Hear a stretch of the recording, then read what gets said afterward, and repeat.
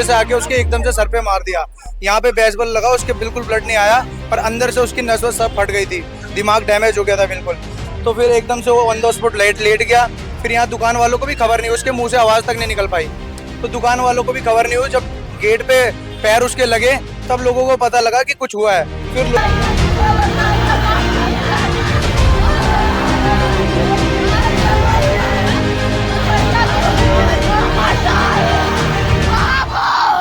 बार बार mummy मेरे पास phone करती है। मैं अभी बीच में आई थी, मैंने उसको बोला था कि मेरे लड़के को पीछा छोड़ दे, तेरी सगाई हो गई है। किसी किसी से कहती थी मुझे साहिल अच्छा लगता है, मैं उसी के साथ शादी करूंगी। जो सचिन है उसको तो मैं कुछ भी नहीं समझती हूँ, लेकिन वो हमारे लड़के को जहाँ तक करी वो जान से, वो लड़का ने मार ही दिया मेरे लड़के को। दिल्ली के प्रीतमपुरा में इस वक्त हम मौजूद हैं। ये मद्रासी कैंप है और बताया जा रहा है एक दिन पहले एक युवक की इसी जगह पर बेरहमी से बेसबॉल के डंडे से उसकी पिटाई की गई, जिसके बाद उसकी मौके पर ही बताया जा रहा है मृत्यु हो गई है। इस वक्त देखिए मेरे साथ पूरा परिवार है और जो सामने ये मोबाइल रिपेयरिंग की दुकान देख रहे हैं, इसी दुकान में वो काम करता था। इसी दुकान के बाहर एक युवक आता है, उसके हाथ में बेसबॉल का डंडा होता है और उसी डंडे से उसके सर पर वार कर देता है और उसकी मृत्यु हो जाती है। और इस वक्त देखिए परिवार सदमे में है, यहाँ लोग मौजूद हैं। आखिर उस रात पूरा वाकया होता क्या है, क्योंकि ये पूरी घटना एक दिन पहले की बताई जा रही है और रात को 8 बजे का पूरा जो ये घटना है वो बताई जा रही है। तो लोग हैं, परिवार है, एक बार उनसे जुड़ेंगे और आखिरकार कौन था वो व्यक्ति जो उस युवक पर हमला करता है और उसके बाद उसकी मृत्यु हो जाती है। आखिरकार रंजिश क्या थी, वो तमाम बातों को जानने के लिए अभी सीधे ग्राउंड जीरो से हम आपको दिखाएंगे। भैया क्या नाम है आपका? मेरा नाम महेश शुक्ला है। क्या हुआ था भैया, आप मौके पे थे? ये आपसी रंजिश थी, ये प्लानिंग करी हुई थी पहले से कि इसको मारना है। प्लान 2-3 दिन से वो इधर उधर से ढूंढ रहा था कि मैं चाकू मार देता हूँ या कुछ मार देता हूँ, पर उसको मिल नहीं रहा था। पर ये नहीं पता था किसके लिए करेगा वो हमला। पर उसने एकदम से प्लान बना के वो पीछे से आया, उसने बच्चों को बेसबल्ला पकड़ाया कि यहाँ से तू लेके जा, मैं यहाँ से आ रहा हूँ, और उसने किसी को बताया नहीं। फिर आके लड़का लैपटॉप पे काम कर रहा था, वो एकदम बिल्कुल मासूम की तरह बैठा हुआ था, पीछे से आके उसके एकदम से सर पे मार दिया। यहाँ पे बेसबॉल लगा, उसके बिल्कुल ब्लड नहीं आया, पर अंदर से उसकी नस वस सब फट गई थी, दिमाग डैमेज हो गया था बिल्कुल। तो फिर एकदम से वो ऑन द स्पॉट लेट गया। फिर यहाँ दुकान वालों को भी खबर नहीं, उसके मुंह से आवाज तक नहीं निकल पाई।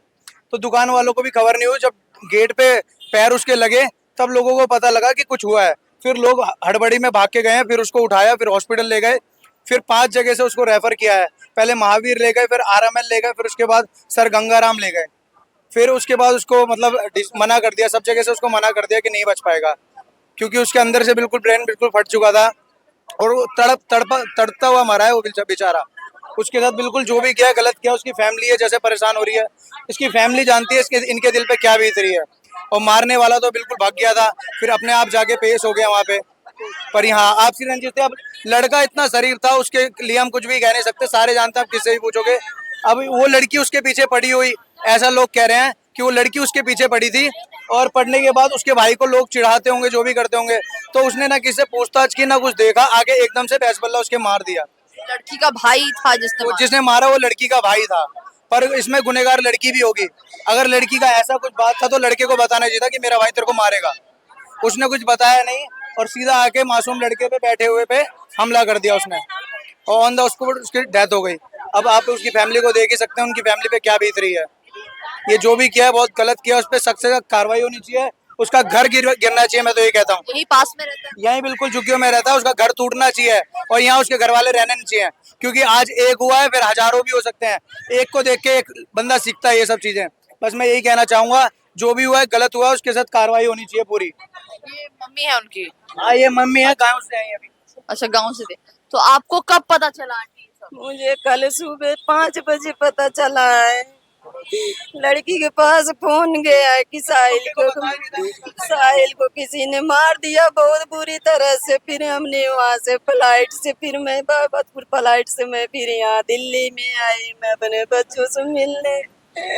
मेरा बच्चा मेरे हाथ में नहीं है। मेरा बच्चा इतना सीधा साधा था, किसी से बात भी नहीं करता था, अपने कामों में लगा रहता था। लेकिन उसकी वो लड़की ने दुश्मन बन गई हरामजादी। मुझे 4 दिन पहले ही धमकी देती थी उसकी दादी कि मैं तेरे लड़के के जान से मरवा दूंगी। करी दिया वो काम। अब मैं किसके सहारे जीऊंगी? ना मेरी खेती है ना बारी है, मेरे बच्चे कमाते थे, उसी में मैं भी अपना पेट भरती थी, मेरे बच्चों को अलावा कुछ भी नहीं था। मैं तो योगी सरकार से और मोदी सरकार से यही प्रार्थना करती हूँ, हमारे बच्चों के साथ ही न्याय हो और हमारे साथ भी अन्याय हो। सही बात है। आपने आपके बेटे ने कभी बताया था उस लड़की से बातचीत मुझे करता है? बताया था कि बार बार मम्मी मेरे पास फोन करती है, मैं अभी बीच में आई थी, मैंने उसको बोला था कि मेरे लड़के को पीछा छोड़ दे, तेरी सगाई हो गई है। किसी किसी से कहती थी मुझे साहिल अच्छा लगता है, मैं उसी के साथ शादी करूंगी।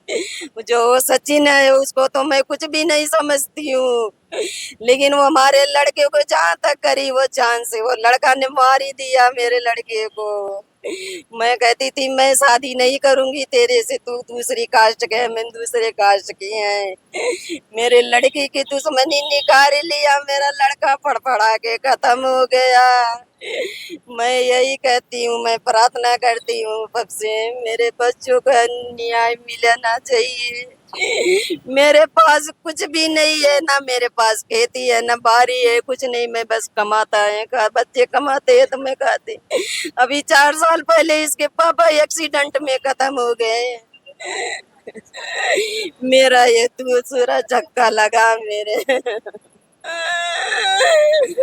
मैं कैसे जीऊंगी? मुझे न्याय चाहिए, मैं कुछ नहीं जानती, नहीं तो मैं भी फांसी लगा के या जहर खा के मैं भी मर जाऊंगी। मैं भी जिंदा नहीं रहना चाहती हूँ। मेरे चारों बच्चों की धमकी मिली है जान से मारने के लिए, अगर कुछ भी अब हमारे तीनों बच्चों के साथ होता है उसी गुनहगार है। तरीके से परिवार यहाँ मौजूद है। परिवार से बात करने पे साफ तौर पर ये कहा जा रहा है कि प्रेम प्रसंग का मामला था और कहीं ना कहीं परिवार को जो लड़का है वो लगातार बता भी चुका था और उस लड़की की सगाई हो चुकी थी। और बताया जा रहा है बीते दिन जब उसका भाई इसी दुकान पर आता है और पीछे से बेसबॉल के डंडे से उस युवक पर हमला कर देता है, जिसके बाद उसकी मृत्यु हो जाती है। परिवार न्याय की गुहार लगा रहा है और लगातार परिवार का ये भी कहना है कि परिवार को लगातार धमकियां आ रही है। ऐसे में पुलिस की तरफ से परिवार को सुरक्षा भी देनी चाहिए, क्योंकि अचानक से ये हमला होना और उसके बाद उस व्यक्ति का खुद जाकर वहां पर पेश हो जाना पुलिस के आगे, कहीं ना कहीं उसके अंदर डर भी नहीं है कि पहले उसने हमला कर दिया फिर युवक को मार दिया और उसके बाद खुद ही पेश हो गया। तो इससे साफ पता चलता है कि अपराध जो है वो बढ़ते जा रहे हैं और अपराधियों के अंदर जो है डर नाम की कोई चीज बची नहीं है। ऐसे में परिवार जो सुरक्षा की गुहार लगा रहा है और न्याय की मांग कर रहा है, तो पुलिस को कहीं ना कहीं सख्त से सख्त कार्रवाई करनी चाहिए और परिवार को न्याय मिलना चाहिए। फिलहाल के लिए बस इतना ही।